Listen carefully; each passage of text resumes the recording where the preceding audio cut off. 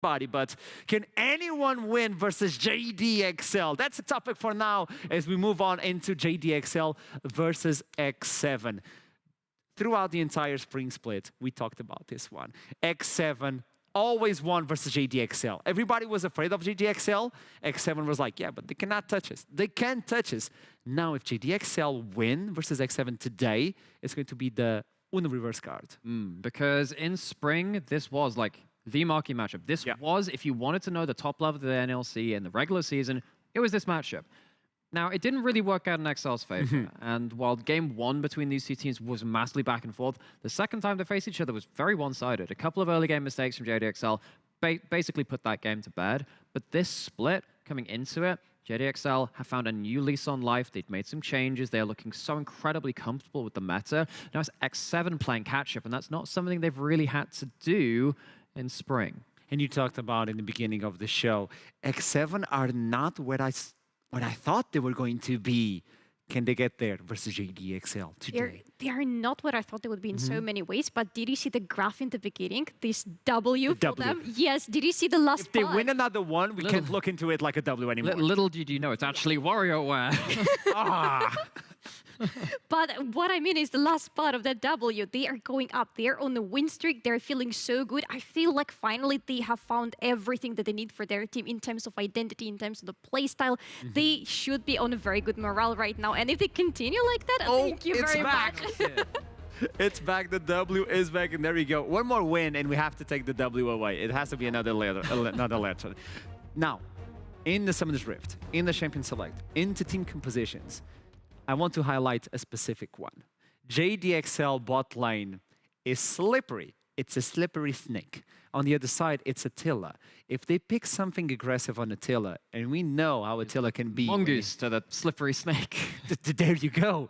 Attila is a mean AD carry when he gets some sort of a lead and he plays aggressively. Is this the lane we should be focusing in? Oh, there's a lot of lanes. I know you want to look into the mid lane. You Ari spammer. But I know you want to look at Attila, your countryman, because I look at this like, it's M&S versus Tempt. How could I not look at that? Because we've talked about them so many times. But we have to talk about bot lane because that's what you put the graphics in for. You can talk about the AD carry. Sure, cool. They're really good too. The best thing about this matchup is you can look anywhere over the damn map and it's just going to be such... Look at the damage. It is going to be such high-quality League of Legends. These players are here to win this league. X7 aren't in the real ranking for that right now, but you look at the quality of the players, you look at Venza and Attila, they are two players which absolutely are going to have some carry responsibilities this game. You know what? I'm going to shift the entire storyline on this one. We talked about the AD carries. Now, let's go to the supports. Let's go one by one because I do believe we have time. If we don't, we'll make it. Talk to me about the supports. So, I think FGG has one of the most entertaining and compelling stories in any of the ERLs because, I started casting NLC full-time like this year, spring kind of came in. However, in the year before that, I was casting a lot of UK amateur scene. And there was this guy called FGG. And he was qualifying not for NLC, not for Talia Masters, not for UKLC, not even the level below that in UKEL. He was qualifying into like 3rd or 4th tier UK local scene from Resolve Academy that came in at that point. He gets bumped up because of a couple of things which happened in off-season. We had a lot of weird teams like moving between the leagues in the off-season. He gets bumped up to UKLC. Does great. Gets bumped up to the NLC. Struggling, but is holding their own. Coming to spring this year, and FGG is probably one of our most struggling supports. We're not going to flame him completely outright here, but it wasn't good, mate, was it? But then you're looking, the further it gets in, and he picks up this rel, and he starts 1v2ing. He starts getting these huge teamfight engages. At the end of spring, many people were viewing FGG as the best support in the NLC. Doing that in 1 year is absolutely absurd. So on one side, you've got that. On the other side, you have Kasing. The legend himself. So much happening in this support matchup too. Again, there's just drama everywhere. But FGG, to be honest, I am such a believer in him right now. I mean, I loved his rel, absolutely. But what he did with Renata, he was the one to get me into the Renata church. He was the one to make me a believer. I want to see more of it. I want him to pick the support that is going to be the table turner for the whole team because it's going to be so damn good. So we talked about the AD carries, we talked about the supports, and that was my plan to talk about the bot lane. So let's move on to the Champion Select. Hit it! I can't believe it. Evil plan He got me. always works. He's done got me. I didn't talk about Tempt and M&S at all. I'm naughty. Okay, looking into champions as well. Where Yes. should we focus? Because I Everything. Zeddy will be removed. Everything. I think, Yes. okay. Should we talk about Timo? We have XL who draft pretty much everything you can think of. We're thinking about Volibear though, particularly when you have Dan on the side of JDXL, and the way that JDXL play out the early game, they will tower dive you. They're going to ruin your lanes. That's something you need to be aware of. I think that for FGG and Venza, I think you have to be aware of stuff like the Lucian Yumi they've been showing off. On the other side, I don't know, there's just way too many things to track. Everyone on these teams has that carry potential. I could say even Ornn, take that away from Chasey. There are loads of picks left on the table. So what do you focus on then? Because you cannot possibly ban everything that you don't want to see against Save you. blind picks first off. That's the first thing you got to do. You have to have something to save blind pick because Yeah. everyone is such of a high quality to kind of punish you with that. Especially on X7's side, you're like, okay, what's happening? What's happening with that? I would imagine we're probably going to see something like a first pick Volibear, first pick Wukong, Yes. which is harder to answer. That's first pick. After that, it just explodes. Where does it explode though? What do we expect from the mid lane? Because I'm looking at the mid lane matchup so much, Hang and on, it I'm probably is sorry. going to explode. Did you not see M&S play 18 champions and get solo kills? Yeah, you cannot all of expect them? Right. anything from them. What you can Yeah. expect is that you cannot expect anything. Yes. That's exactly what you can expect from M&S. But look into the focus right now. On one side, X7 are looking into the bot lane. They're like, no, Venzer and FGG cannot play their favorite champions. On the other side, they need to remove away the Senna. But Volibear is available. Volibear's open. Wukong is open, Lucian is open. All of these are very easy to play through in terms of your early game plans. And you're left here now with Torok with so many options available. It is going to be the tried and trusted Volibear. It feels like this champion can do something in the early game which no other champion can. So Wukong, Ezreal could be a reply because that way you have Attila as well, an uncomfortable pick. I would like something more aggressive for this match specifically because you have that level 3 window that we know that exists on JDXL. You can still pick Ezreal though, but just pair it up with the support that will allow this aggressiveness on the lane. I'm thinking, yeah, Nautilus is not banned out. For example, you can go for that, or you can go for something like Karma, for example. Yes, he's back! He's back! Oh, yes! I love this! I've casted this so many times. He's a menace! He was supposed to tattoo the Driven Axes at the time. He played this on the world stage. I'm a host. I'm going to shut up. I hear trouble popping off in the back. But then I love this so much because every time push comes to shove, and you talk about this so much, and of course you have like this unprecedented like perspective on Attila. When push comes to shove, he puts the responsibility on himself. He will pick up something like the Draven and say, you know what, I am doing this with myself. Now, on the other side, you now have to play into Kalista Renata. Draven does really hurt Kalista, but when you have that Enchanter in that Renata who has been such a big threat, in the team fights, Draven will not be able to stand anywhere and doing decent damage. That ultimate from the Renata is going to do so much work.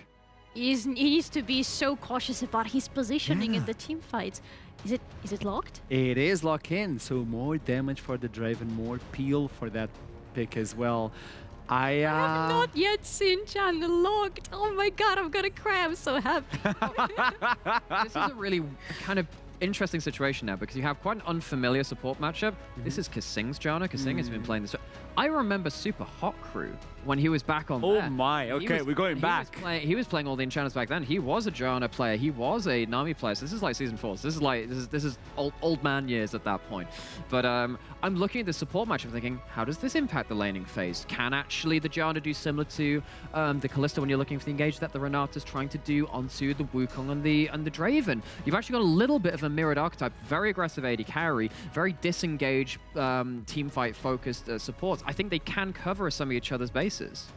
I mean, Janna can be played very offensively in the laning phase as well if you want to, and if you have the good synergy with your AD carry as well. And I feel like X7 have this synergy on the bot lane. They have enough of it to make sure they allow this play to happen. Now the thing is, in terms of specifically the synergy, actually, a lot of back when they were on Vodafone Giants, one of the big problems was because, of course, Attila and Kasing were there, was actually they didn't link up together as a duo very well. In team fights, great. Individually, great. Actually, it was the 2v2 that was the issue. So this could be a very big test to see if they do have that synergy. Right. Yeah. Sejuani comes in into the top side for Chasey at this point. Only the mid lane is missing for Tim to reply to whatever is coming for M&S. We don't know. You talked about the Ornn on the top side, but it was not for Cries though.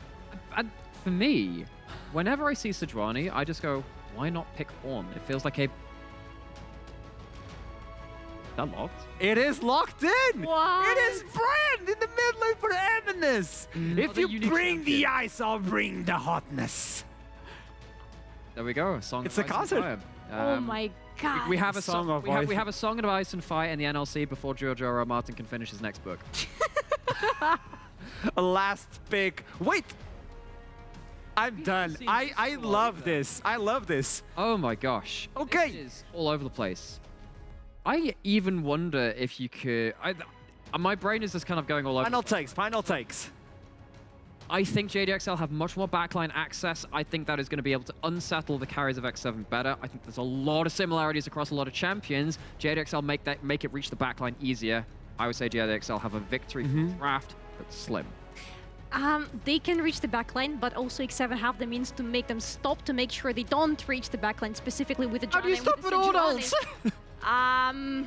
You flash, I guess. Well, that is a big win, though, I would it's say. coming. Thank you so much for this. The game of the week, I would say. It's upon us, and the Champion Select is beautiful. This is the avatar, the last airbender. We have the Everything. Everything. All the elements are ready for this. We just need the two casters that are going to bring us this action-packed game. Hipbrain, Trouble, good luck on this one. Take it away. We have earth, we have air, we have fire, we have toxic gases. It is the Avatar comp. We're getting ready to He go has into toxic gases. I'm sorry. Don't call me out in public like that. Don't link me in on your toxic gases. I've just been publicly called out by Trouble. Oh man, I hope it's a low viewership day for that. This is a very, very interesting game. Crazy draft. Obviously, the Draven is probably the big one to kind of walk away from It's that one. Attila's Yeah, Draven. Attila's Draven, man. He is actually known for the champion as well. Played it over in the LEC, was feared, multiple bans thrown his way. But I think we have more than just one player that's on their legendary champion. Yeah. Let's remember, Attila on the Draven. We have Kasing on his Janna. Moving over to the other side, Dan's Volibear was permabanned the entire season in spring. Well, we are on to the rift for XL versus X7. Our defending champions. This is the team who has the highest expectations on them. A team who honestly had a disappointing spring. JDXL have won this matchup before. They've locked in some interesting picks here. X7 are locked in some interesting picks. And we are in for a doozy. Let's talk a little bit about this mid lane. Really quickly before we talk about the mid lane. Go. Actually, it is about mid lane as well. You're not wrong. Soloku was playing in place of Tempt in the Yes. first match of X7 versus JDXL. This is the fully intended lineup right now. So this is the first time Tempt is facing XL this season in summer. Now, going into the very nitty-gritty, if we're looking at JDXL, Kalista, Renata is the strongest, arguably strongest, right next to Lucia Nami, 2 versus 2 bot lane that exists right now. Now, of course, Draven is really strong into the Kalista, but Kalista wins the level 1 due to the rent stacking. Yes, true. But no one has thrown in a curveball such as Janna that can power up your AD and shield you at the same time on that level 1. So that throws in a curveball that could potentially change the dynamic of that 2 versus 2. Yeah, that's obviously going to be a big thing as well. It's a weird one actually when you think about it, because realistically, in these fights where you get hostile takeovered by Attila, Attila gets hostile takeovered, he actually drops axes. So it's not like something like the Aphelios, where the Aphelios, like, you hostile takeover him and he's going to be slamming you. It's only those first 2 autos that are going to really hurt, unless the RNG on the axes is rough. But they're looking for this level 2 fight. Attila stepping up into Venza's pocket, just getting a little bit of bonus damage off, and double enchanters in the bot lane. 2 very powerful AD carries, and 2 AD carries who kind of want to take over the early game to actually really get to a level of strength in this as well. But I think the fun part, the bot lane is really fun, and it's about to get even more fun as both junglers are going to meet each other in the river. I do not necessarily think you want this 3v3, because whoever loses, their bot lane is completely doomed after this. Yeah, that's the scary thing, is it's really, really hard to pull it back if you lose all 3 members bot side and someone like Attila or someone like Venza gets most of that kill or most of that gold injected into him. But this is what you see from the Draven lane. Draven typically is constantly pushing due to the axes. He wants to keep them up and the uptime on them, so he will be constantly pushing the lane. MC, though, didn't go back into his jungle to clear. He actually is still hovering around, going to pick this crab up and then maybe could look for something bot side if there's an extension from Venza and FGG. That is right. And honestly, talking about the bot lane so far, Attila and Kasing are coming out ahead.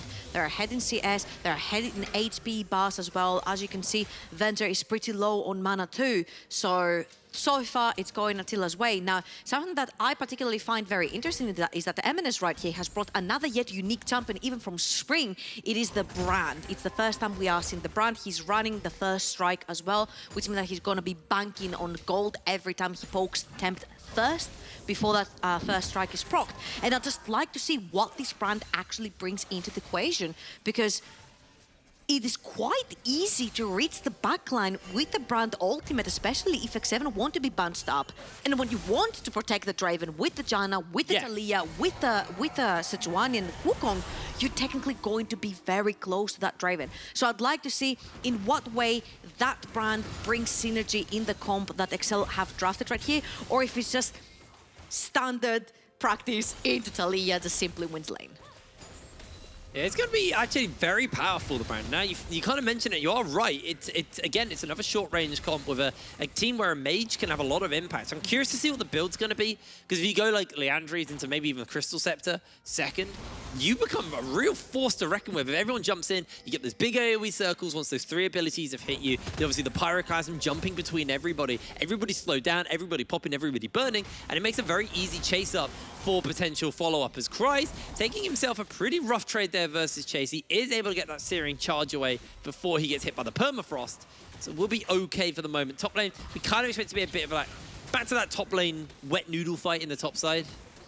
I think the most interesting thing for this game is the fact that we have Volibear versus Wukong, two of the most aggressive and proactive junglers in the early game, yet you have two lanes in the bot lane, two pairs in the bot lane where if you touch them and if it goes wrong, it will backfire so bad that the game might as well be over. That Draven getting 1 kill and cashing in, or even 2 kills and cashing in, means that Kalista can never walk back into that bot lane, and it's a perma loss. So yes, even though you do have Volibear and you do have Wukong, the same thing happens with the Kalista. The Kalista gets 1 or 2 kills, she will permanently just run you over, right? So I think both junglers are kind of like scared to interact with the bot side of the map, and we could potentially be looking for maybe a level 6 where you can actually take your Brand from the mid lane, transition towards the bot side of the map, and maybe try to dive by turning off the tower.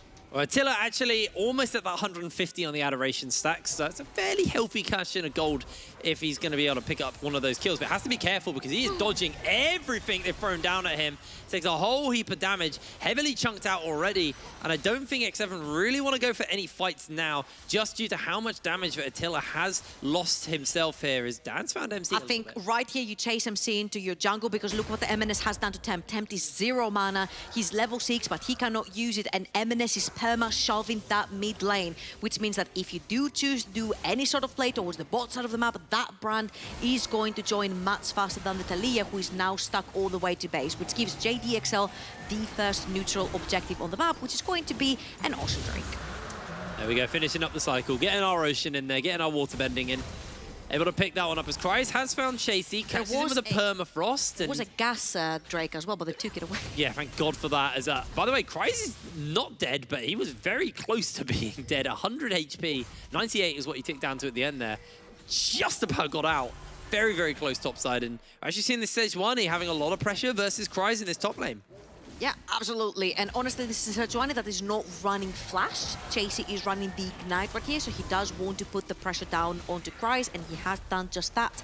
But right now, Kryze can stay pretty relatively safe underneath his tower. There is no ultimate for Chasey, so I don't think it is possible for him to dive on his own, but it's very possible for him to dive together with Tempt.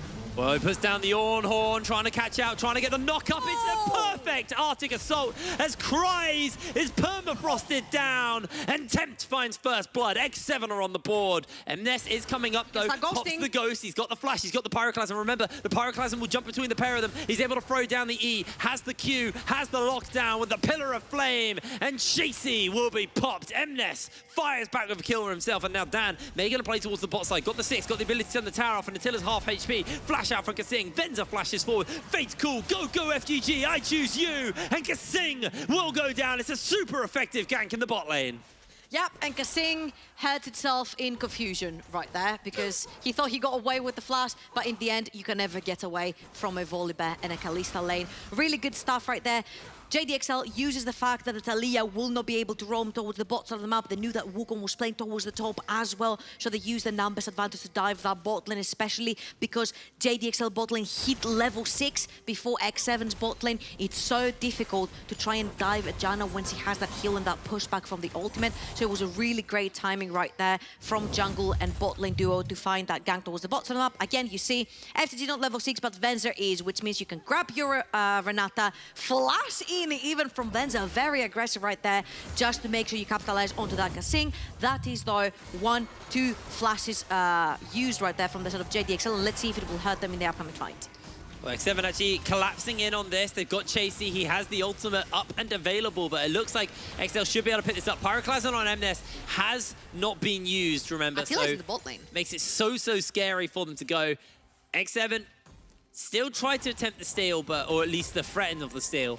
But until it does stay bot lane, like you said, that's a big wave that Venza's going to lose out on. That is such a huge move right here from X7. They're sprinting down through XL's jungle, trying to block Venza for getting back into the bot side of the map, meaning you cannot take the fast route. You have to go all the way around to respect the fact that you could potentially be getting ganked, which means even more minions experience and gold when missed for the bot lane of JDXL. Really great movement right there for X7 to salvage the fact that they couldn't fight that Rift Herald. 2 plates. The CS lead slightly stemmed on that bleeding there from the side of Attila. Nice little nice read actually just not to go for the dragon. Stay there, get those 2 plates and get a big injection of cash. Obviously, Draven, a champion who's very famous for having quite an expensive build path, lots of very expensive items obviously on that. So just want to pick that up as Christ gets himself permafrost, but shearing charges away. So every time we see top lane, Chasey is actually I was about to say, about. for a noodle fight, it seems like, I don't know, I think Chase is using metallic noodles or something. They seem to hurt a lot more. Steel noodles. I don't know what ramen joints you've been eating at, but you need to find somewhere new. That is... Hey, maybe I tried to eat the metallic chopsticks and I didn't know. I like those steel chopsticks. They're actually quite nice. Anyway, back to the game. Back to the game. Bring us back, Hipbrain. 10 minutes on the board. Gold lead in favor of X7, but it's only sorry, it just ticked over. Gold lead. Even. Even. It's even. Stop ticking around. Stop the count. It's completely even across the board right now, but obviously a dragon has been picked up for JDXL. A Rift Herald has been picked up for JDXL. So that gold lead can blow open a little bit wider for them here. The question for me is where are they going to look to use it? Obviously, Tempt is someone who's wanting to move around the map as much as possible. Shut down mid lane means he has to catch waves way deeper, which means these rotations less effective. And it looks like JDXL agree with us on that, but MC looking for MNES. The Pyroclasm's been thrown down the lockdown onto MC. He's getting a whole bunch of damage out as MNES with the Ghost is just about able to survive. MNES survives. Dan launches out of the fray as well, and mid lane tower loses a lot of HP. Okay, I think MNES right here needs to PayPal Dan a little bit because he ate every single Q from that Taliyah to make sure that MNES doesn't die. But what that means is that this dragon that's gonna spawn in 3 seconds, it is X7 that will have the priority over on the map. There are no... Oh no, Venza. Actually, oh no, Attila's got access in for day. The amount of spears coming in as Tempt has made his way forward, and a massive hostile takeover will slow them down for the moment. Monkey doesn't have spin, so MC can't do anything else, but they do get the shove back onto FGG, and Venza wants to jump forward, slowed down once again by the big rock. And JDXL are able to survive that bot lane play. Dragon has actually been slowed down because of that. MNES gets priority mid, and he's now rotating towards the bot side. Really good stuff right there from the XL bot lane to actually push away Attila in that regard, taking double of his summoners as well, meaning that it's going to be really difficult for this Draven to actually walk anywhere near Brand. Brand almost has his ultimate up and available, which means that XL now have full control of that river. And this time, I know I've been extremely critical of Venza in the bot lane dying every game level 3. This time, he was the saving grace on that bot side of the map, grabbed the kill, and not only does he get the kill and the lead, but he also uses it to force Attila out of this particular moment, which could have meant X7 would get the Dragon. Now it goes over to XL, they start stacking it up. It's going to be a Hextech again. We saw how important it was, that Hextech soul, for the victory of Riddle in the previous game.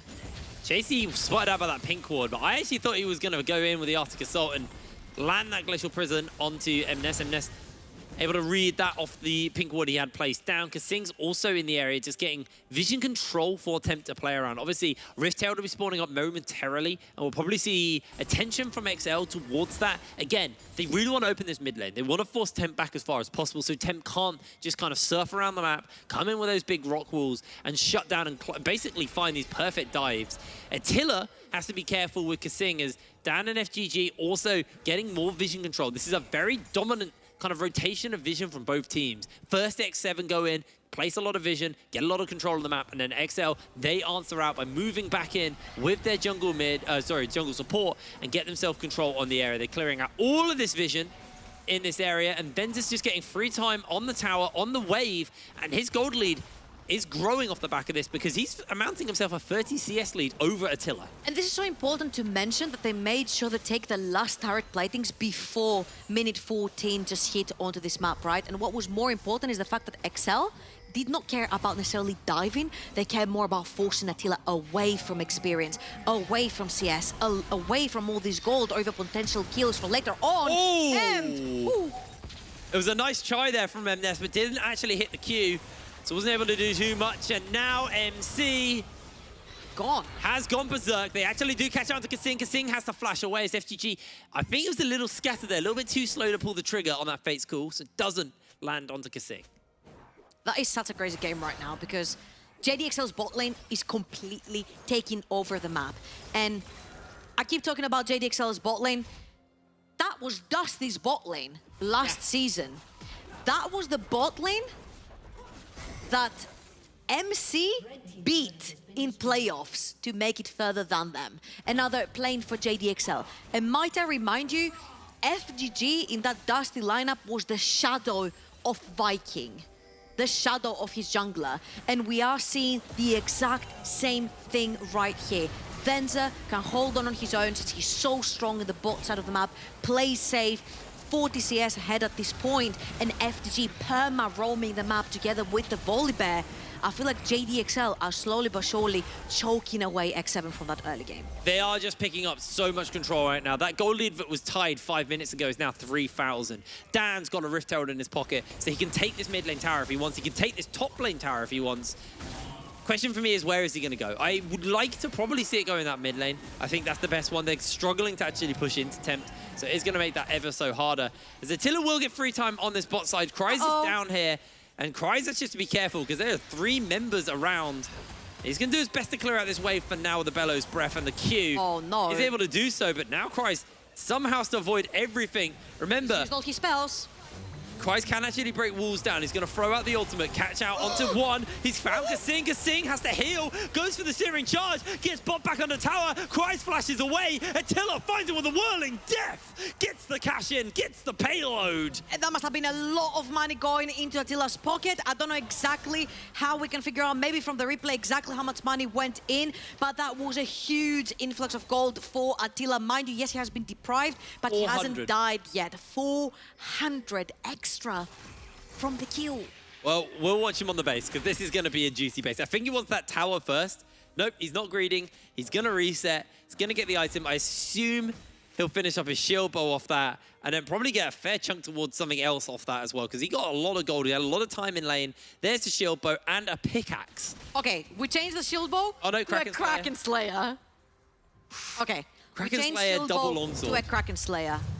Fair enough. Again, you see right here, Cries will use both his pillar and his flames for clearing out that wave, which means any CC landed on him, he will not be able to dodge. He doesn't have a knock-up just in time. And you see, if he had the knock-up right there, he would have been able to instantly kill Kasing underneath that tower. He cancelled Kasing's ultimate. And then the execute coming in. 1,040 gold! You said 400? That's not 400! No, thought it was 40. I'm just going to throw it out there. Pascal lied to me. He told me it was 400. Right, Rift Herald down mid lane. X7 are first in this Dragon. Oh, Dan's been caught. He's jumping into the pit, though. They get himself a two-man knockup.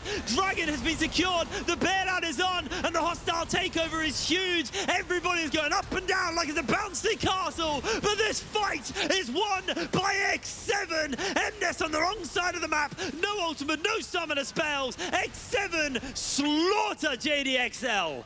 Every time a team does not have vision into this river, they end up falling victim to the team that is already there and prepped. And X7 had a fantastic fight around this. They had their Sejuani right there that gave them so much of that river control together with the Wukong CC. And Dan right there gave up his whole HP bar to try for a Hail Mary steal, which means he wasn't peeling or engaging for his team. Let's see this one right again. You see that Brand is going towards the bottom of the map, trying to flank, but while MNES is flanking, he's so far away, he's dealing no damage right now. Dan is down at this point, hasn't stolen Dragon. 3 members of JDXL have been thrown around, and MNES has still not landed a single shot, maybe just a little bit on the Attila, but that's about it. The Brand was particularly not part of this fight. Yeah, I tell you, Attila carried that fight.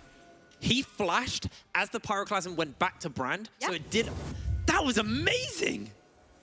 That was amazing! 1, 0, and 3 for Attila.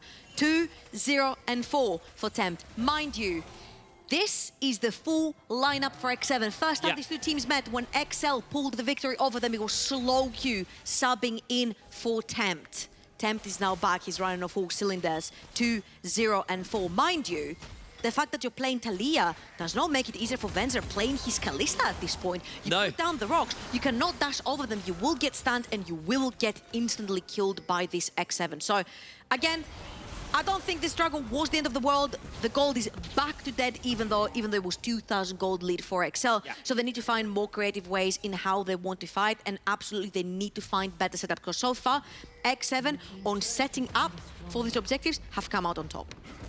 Tower gonna fall in the top side of the map.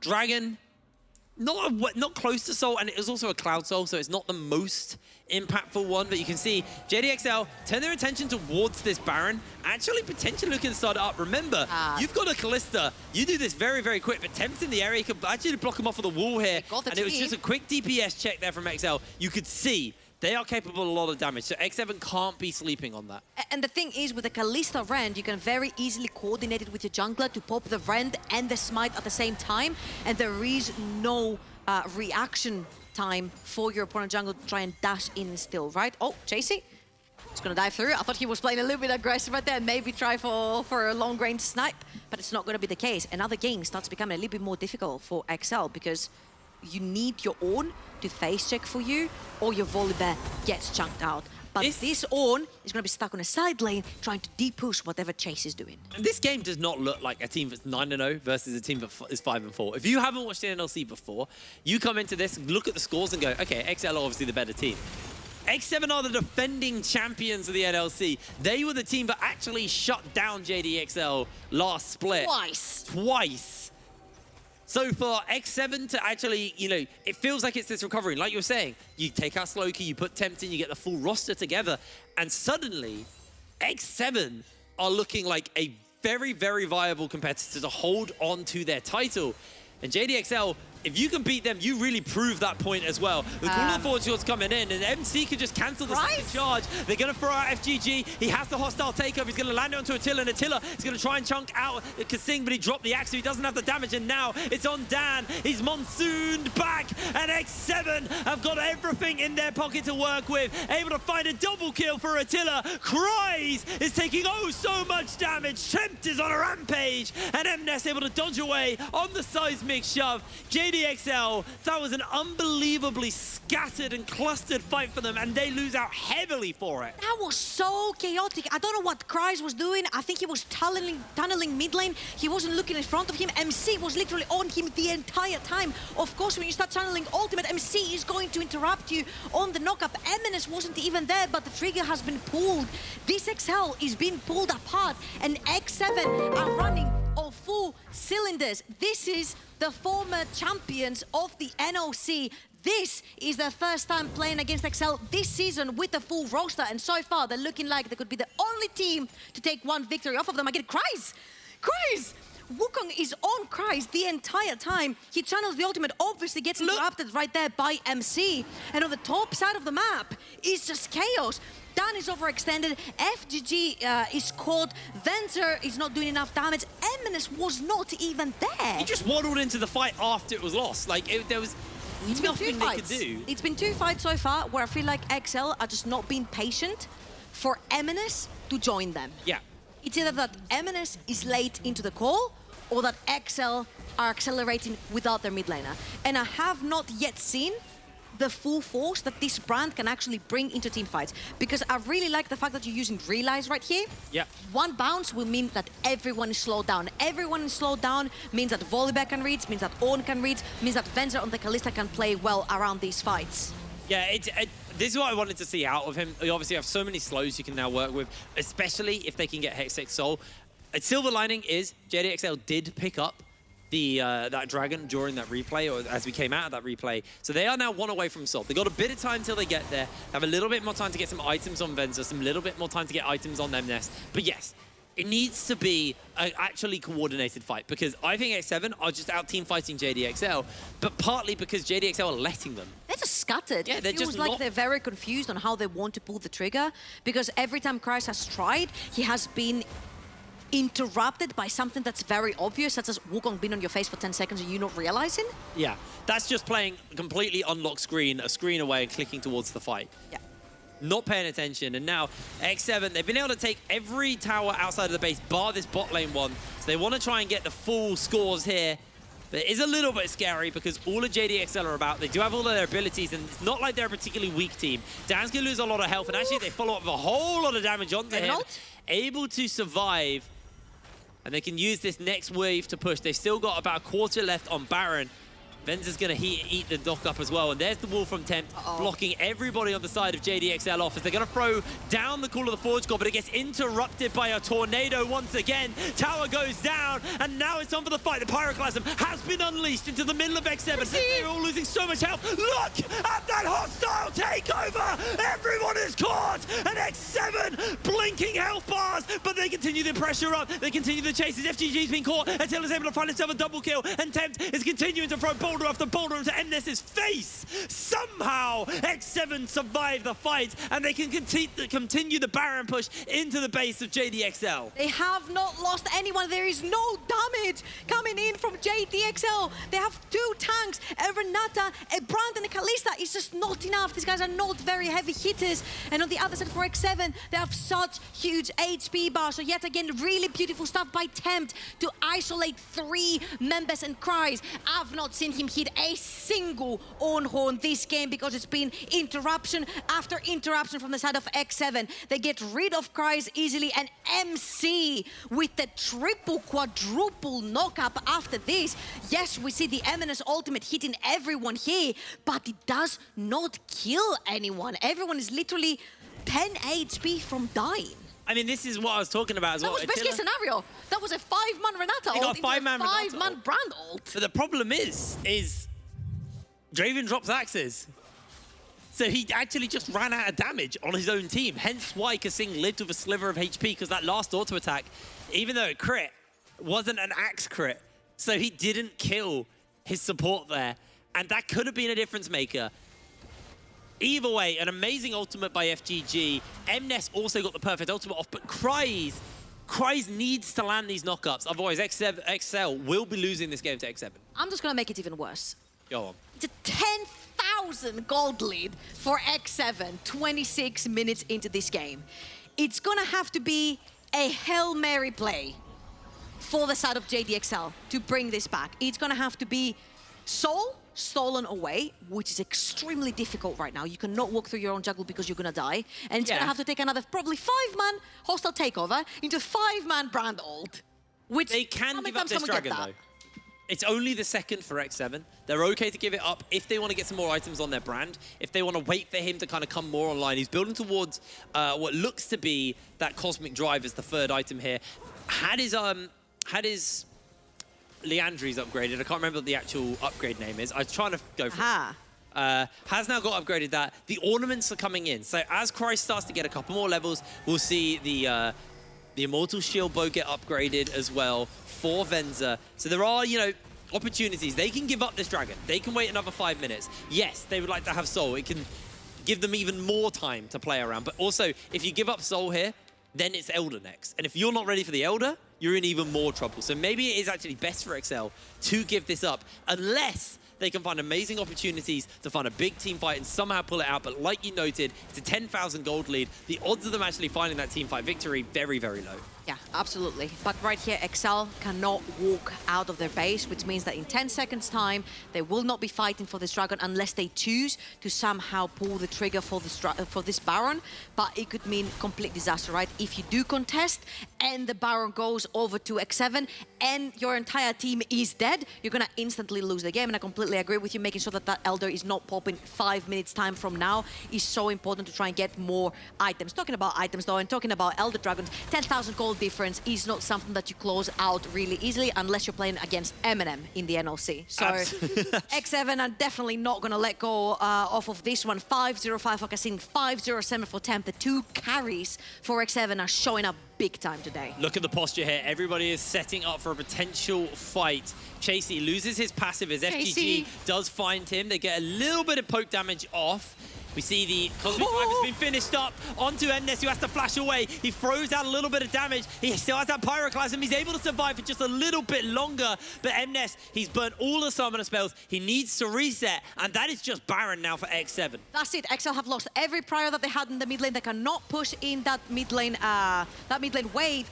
Menace is out of summoner spells, which means he can't even ghost over to Baron. I don't know if this is going to be a last chance for XL to try and salvage the game, but beautifully again done by Tempt. His walls have been insane. Why are they fighting? They don't have Nias. Once again, they are fighting without Nias, and Kryze will lose his life to Attila. They're chasing for more, though. Here comes Nias looking for MC. MC jumps in, finds the three-man Cyclone, finds the knockup. Massive hostile taker lands onto 3 members as the Pyroclasm will reach through and absolutely destroy the health bars, but they don't have the damage to stick. They don't have the follow-up. Chasey's able to survive. Avengers out of the fight. Dan's low HP, and the flash forward from Kasing as he continues to chase. The Pyro Pillar not going to land. The base shall be forfeit for this.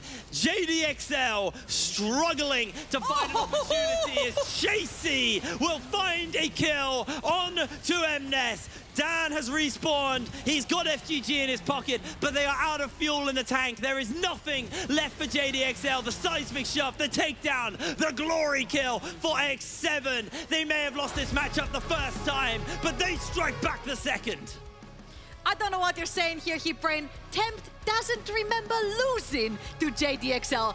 Took them down 2 times in spring, takes them down again here. Tempt undefeated versus JDXL, and X7 are coming back hot. Their macro was insane. The early game was insane. The way they salvaged that Draven lane that didn't go so well in the early still doesn't manage to die.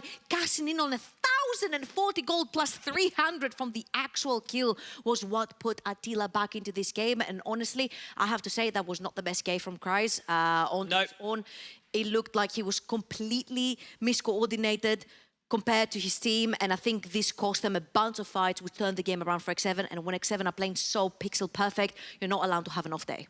Honestly, an absolutely amazing game from X7. They proved to us why they are the reigning champions of the NLC, and they just absolutely put XL in the dirt, ending that win streak. Served them their first loss as well. Served them their first loss. Absolutely flawless game there from X7. They bounced back strong coming into the second half of the split. We're going to let our Archer? We're going to let Archeron break that down, apparently. Only you, Archeron. Over to you. Teachers, Archeron. Break it down. There you go. It's broken down. This was definitely the game of the week, I would say. So much to take in from JDXL versus X7.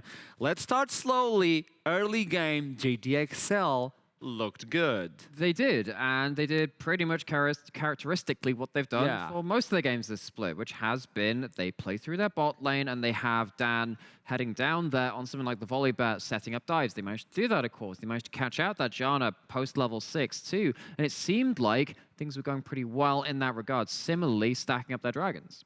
That was happening on the bot side of the map, though. On the top side, there was Kreis, who is usually a very big enabler for his team to win the fights, to have a lot of damage put on the table. He was not winning his lane, to put it the least. He was not feeling good at all versus that Sejuani. And you said that, like, if you want to pick Sejuani, better pick Ornn. Well, apparently it doesn't always work like that. Both of them do very similar things, of course, in that regard. But Yeah. Sejuani is just such an annoying Yes. champion to deal As soon with. as I heard Brian say, "Oh, this is a noodle fight," and instantly I was like, "Yeah, noodles with weapons."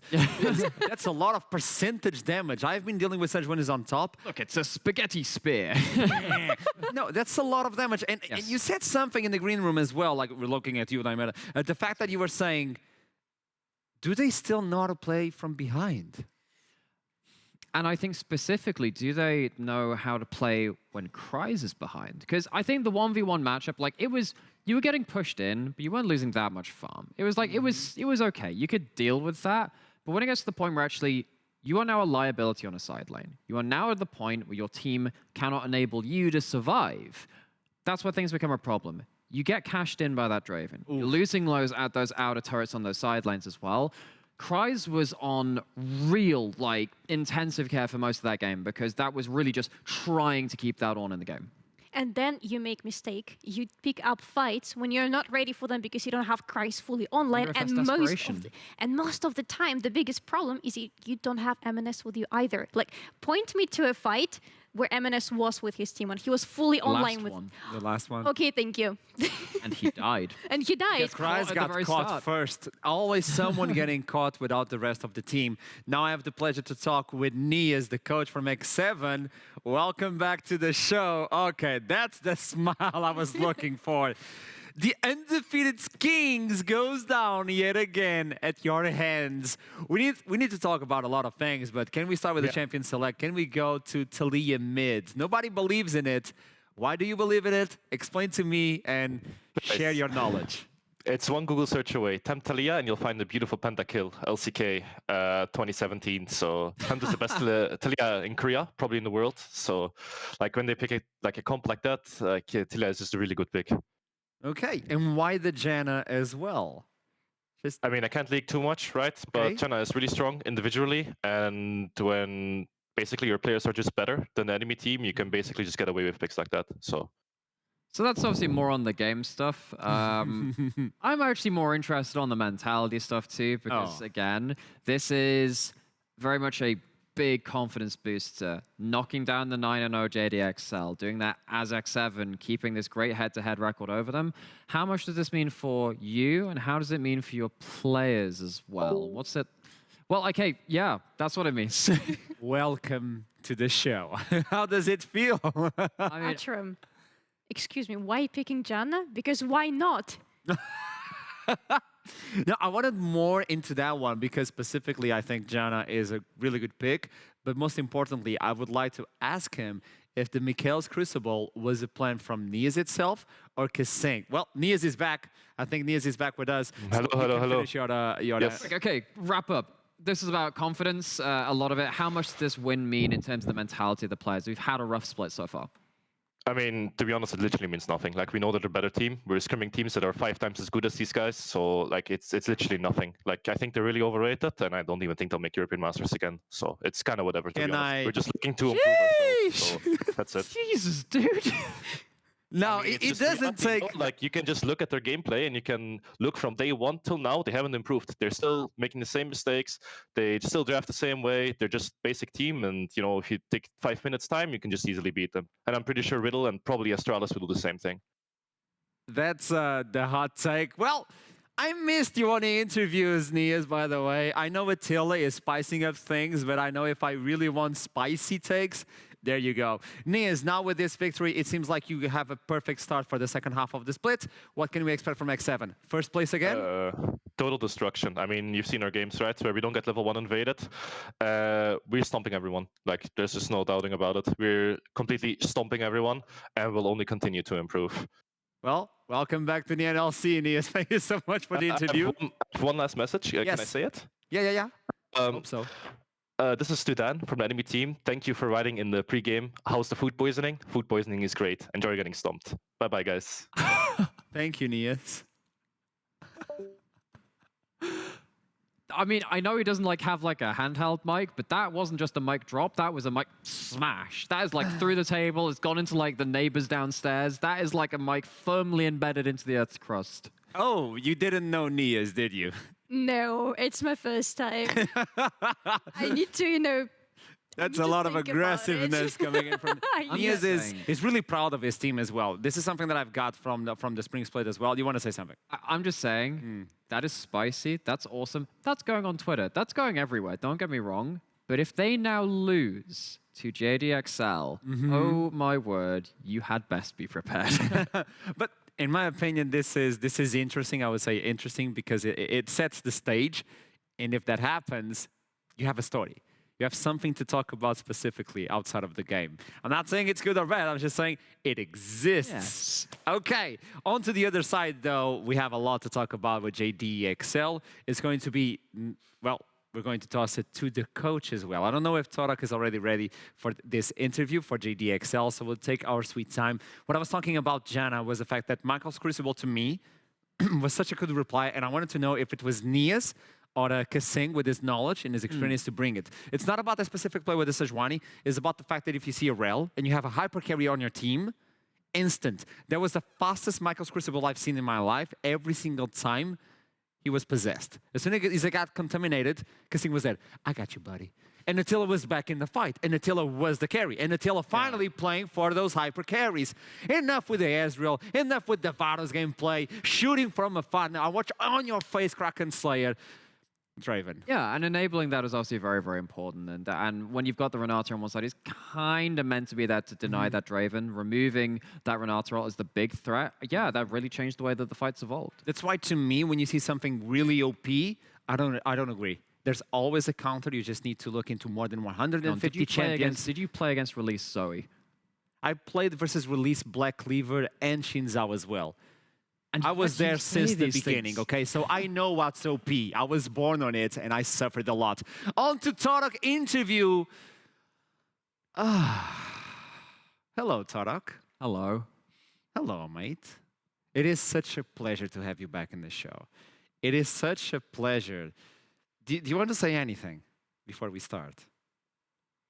Astrom, I'm all ears to you, Torok. would you like your apology video now or later? Because I can begin It's up if to you like. I can Torok. get down on my knees. I can swing. I just sweet had praises. dinner, so tell me, is this a dessert? I mean, you could consider it a dessert, I suppose, Okay. if you'd like to. If you'd like to, maybe. No, do Maybe you it. could- I'm waiting. I actually could want say this. You want the apology? Okay. Mhm. Venza, sorry, you'll have to do yours later. Astrom, Yeah. I'm deeply sorry and regret ever betting against you that we could ever take an undefeated run in the NLC. You're It my was true love. Foolish. It was foolhardy and beyond my means to make such a bet against such a superior analyst such as yourself.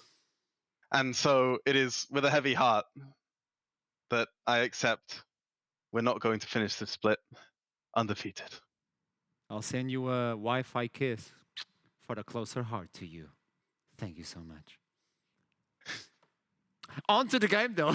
We need to talk about this. It was a running joke. Thank you so much for taking this moment as well, Torok. Obviously, It's good sportsmanship at least. yeah, we have to do it. I would do. Play actually. I had an entire video planned in the beach as well for the apology for JDXL. Well, we'll never get to see that one. Now, we need to talk about this. What happened during the game? Before we talk about anything, on your point of view, what happened? I think we had a really good early game and played at least to some of the win conditions that we set out for ourselves in terms of playing against 6-7. I think, having 2 Drake stacked, 3 to 4K gold lead, everything was looking pretty rosy on that respect. And I think there was a lot of good play from our team in the first 10 to 15 minutes. After that point, things started to go wrong after our lane swap where we gave Draven a free shutdown. We weren't really thinking about playing against Draven. So in that case, we didn't take into account that a shutdown is actually, for Draven getting his cash in, is really important in the game, right? And so we should never have actually performed that swap. On top of that, right, we were then we had some fumbles in terms of how we used our Herald on mid, how we set up for that third dragon. And if you look at sort of that period of the game on sort of our early to mid game transition, where we really want to just be coming in with a huge tempo advantage, position advantage, and naturally a big gold advantage as well, we just fumbled the game really. And that doesn't mean the game's over, but it certainly makes the game level again, right? And from that point, we didn't play better than X7, and they deservedly won versus us. So I've got to say, obviously, well played to them. But I'd also hope that in the future, this is something we've already spoken about as a team, how we want to play out these situations. And so, given a bit more time, given a bit more practice, I think everyone could pinpoint what went wrong in this game, and that just means we'll be better in our future games. Yeah, because that was the thing actually I was going to go ask Nias if you didn't go on to it, because actually it feels like you are now very accustomed to being ahead, and to particularly I think Cry's losing in the way that he was, not really being able to hold a side lane. I don't think your team has really had to experience that for the entirety of summer. So what's it like trying to communicate as a team even after these losses about really the situations you hadn't really expected? How does that conversation go, and kind of working that into your regular workflow? Well, in some respects, I'm really happy that we had an official game where we lost, because we saw this with Rogue and other teams that have been around the scene, right? Where you go virtually undefeated, you never have a game that really knocks you back, right?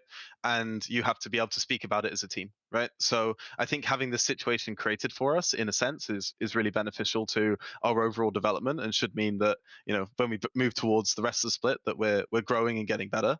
I think on top of that, right, it's just a case of when I think you asked about playing from behind, right? Yeah, we're not often behind from behind too, actually. we're not often we're not often playing from behind. Felix often isn't losing both side lanes, right, on or whatever champion he's playing, he's often not losing that, right?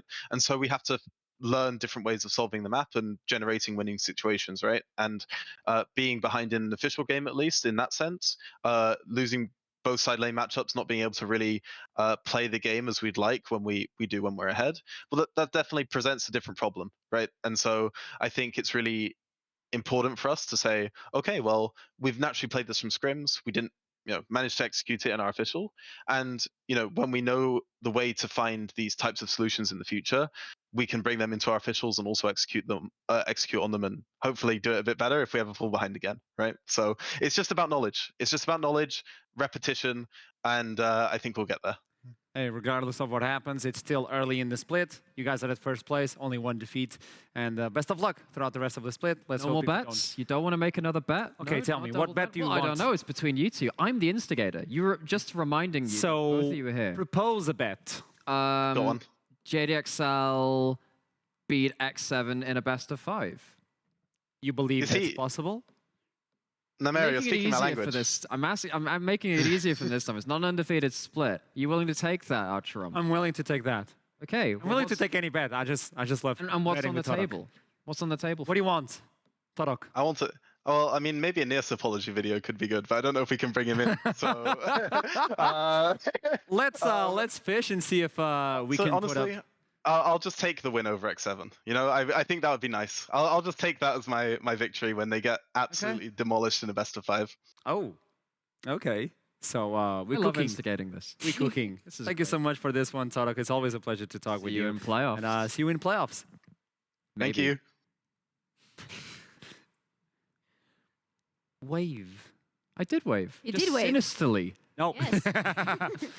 Well, these interviews were kind of hot, I would say, Yes. both of them in different ways, and we are setting up something important, I would say. Playoffs, if X7 and JDXL meet again, it's going to be extra spicy. I don't know if you want that on the menu, but well, it's going to be delivered. It's what you're gonna get.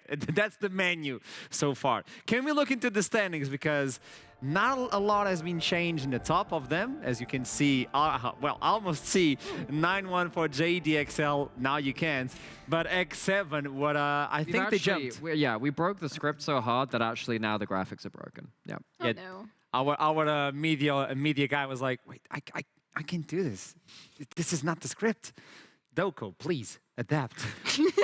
Adapt, improvise, overcome, Archerum. You have to do it. And now we